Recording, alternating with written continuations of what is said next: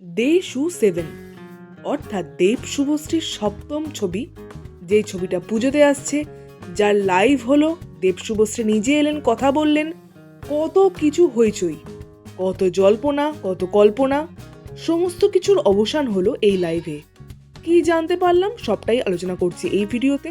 তাহলে চলুন দেরি না করে শুরু করছি আজকের এই ভিডিওটা।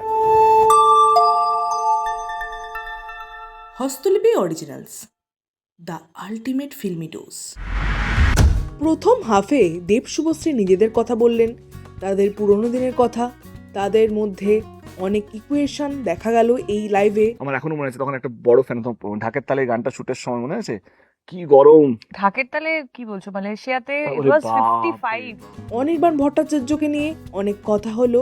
অনির্বাণ ভট্টাচার্য এই ছবিতে থাকতেও পারেন এমনও সম্ভাবনা দেখা গেল। আমি দে-সু-7 মধ্যে অনির্বাণকে কাল অবধি চাইছিলাম না, বাট আজকে আমি সত্যি চাইছি কি অনির্বাণ কাজ করুক।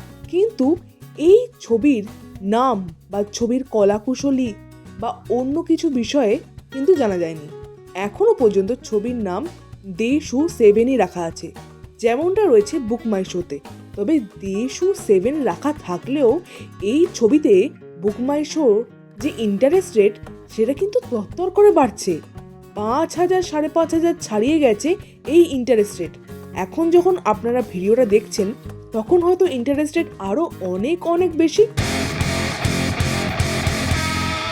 তবে এই লাইভে যে মূল বিষয় উঠে এলো সেটা হলো ভারতবর্ষের কোনো ছবির সঙ্গে যেটা হয়নি এই ছবিতে সেটাই হতে চলেছে।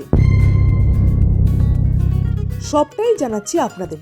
তার আগে বলে নিই, এই লাইভে কিন্তু দেব শুভশ্রীর বিভিন্ন প্রশ্নের উত্তর দিয়েছেন, বিভিন্ন ট্রুথ অ্যান্ড ডেয়ার খেলেছেন, সবটাই হয়েছে এই লাইভে। তবে লাইভটা তুলনামূলক ছোট লেগেছে আমার। দেব এবং শুভশ্রী এমনটাও জানিয়েছেন যে তারা ছবির নাম, ছবিতে কে কে থাকছেন এবং ছবির বিষয়ে যাবতীয় সমস্ত প্রশ্নের উত্তর দেবেন পয়লা বৈশাখের সময়।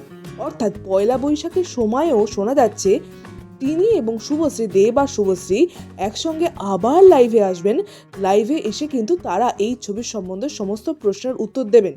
বাট আমার মনে হয় কি Poila Baishakh again will come back, যদি সব ঠিকঠাক থাকে, কারণ তখন অনেক কিছু চলবে আর কি।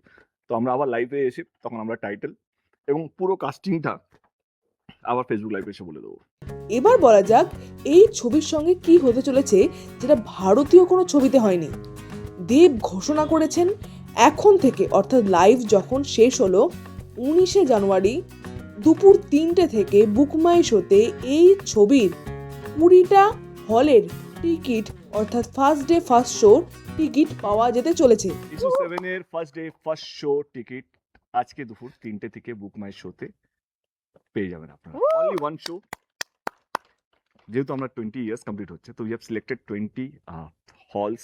এটা ফার্স্ট ফেজ কিন্তু, and it's a first day first show event. ভারতীয় ছবির ইতিহাসে এই প্রথমবার কোনো ছবির রিলিজের 10 মাস আগে ছবির টিকিট চলে আসছে বুক মাই শোতে।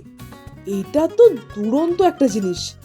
এর আগে বলিউড, সাউথ বা ভারতবর্ষ বাইরে বিদেশি কোনো ছবির এই ধরনের নজির আছে সে সম্বন্ধে কিন্তু সত্যিই কোনো জানা যায় না।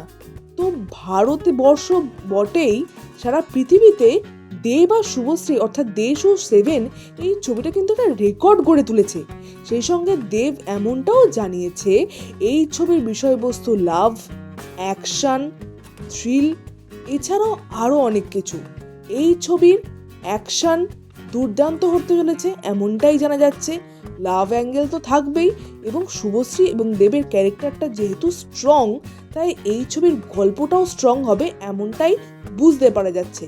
শুভশ্রী তো এই ছবি নিয়ে ভীষণ কনফিডেন্ট, দেবও নিশ্চয়ই কনফিডেন্ট, না হলে এতদিন আগে থেকে টিকিটের ব্যবস্থা করেন। তো এই ছিল দে-সু নিয়ে আপডেট।